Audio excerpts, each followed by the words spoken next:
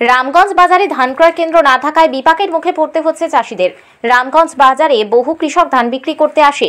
রামগঞ্জ বাজারে ধান ক্রয় কেন্দ্র খোলার দাবি তুলেছেন এলাকার কৃষকরা। যদিও রাজ্য সরকার প্রত্যেকটি ব্লকে ব্লকে ধান ক্রয় কেন্দ্র খুলেছেন।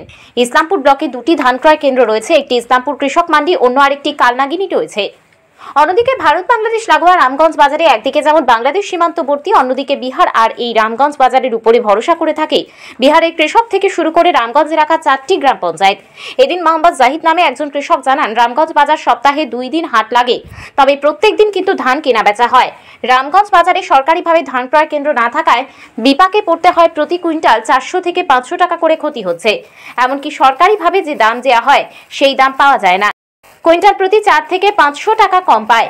সরকারিভাবে ধান ক্রয় কেন্দ্রে তাদের নিয়ে গেলে 20 থেকে 25 কিলোমিটার যেতে হয়। এই জন্য এলাকার চাষিরা যেতে পারে না, তাদের বিপাকের মুখে পড়তে হয়। এই নিয়ে একাধিক দাবি তোলেন কৃষকরা। দিনের পর দিন হু হু করে রাসায়নিক সারের দাম বাড়ছে, অন্যদিকে চাষ করলে আমরা তার ন্যায্য মূল্য পাচ্ছি না বলে অভিযোগ করেন।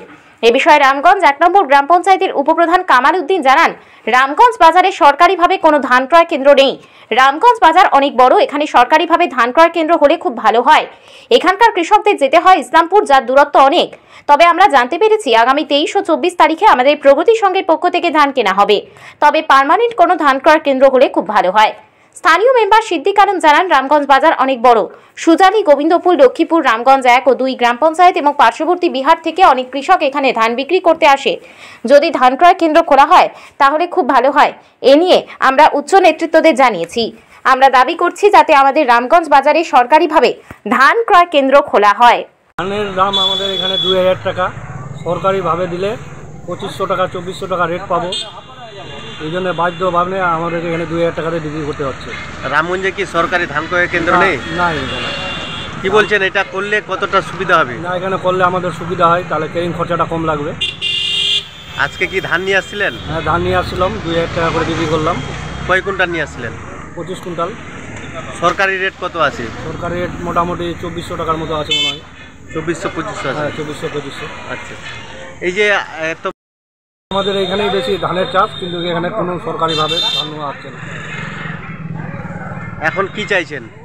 আমরা চাচ্ছি তো এখানেও নোক ধান, তাহলে আমাদের সুবিধা হবে সরকারিভাবে ধান। সরকারিভাবে।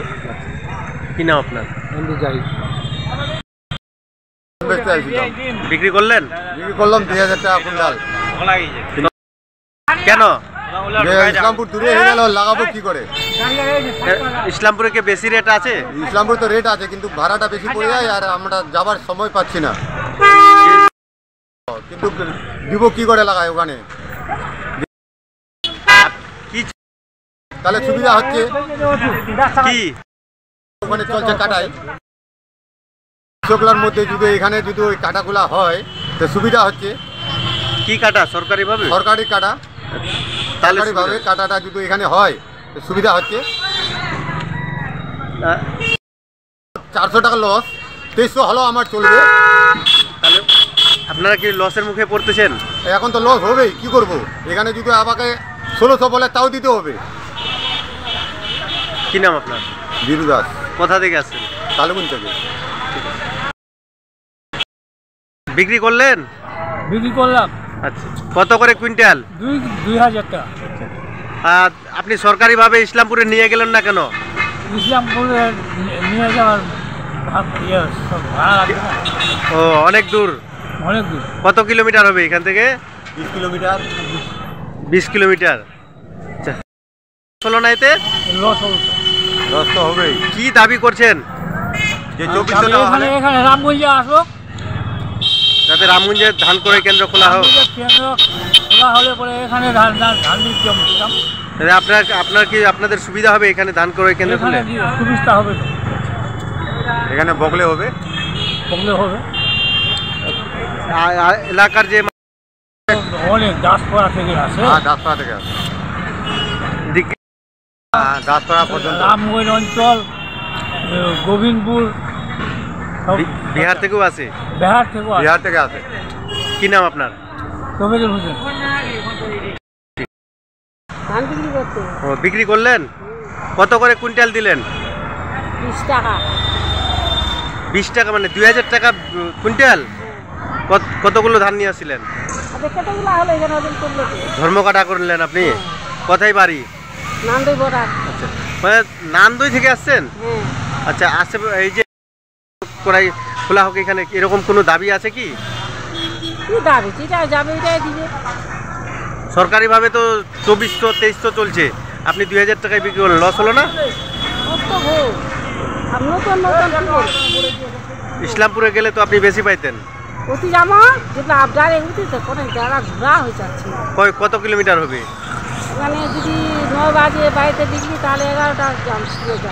ও দিন শেষ গেলে? কি নাম?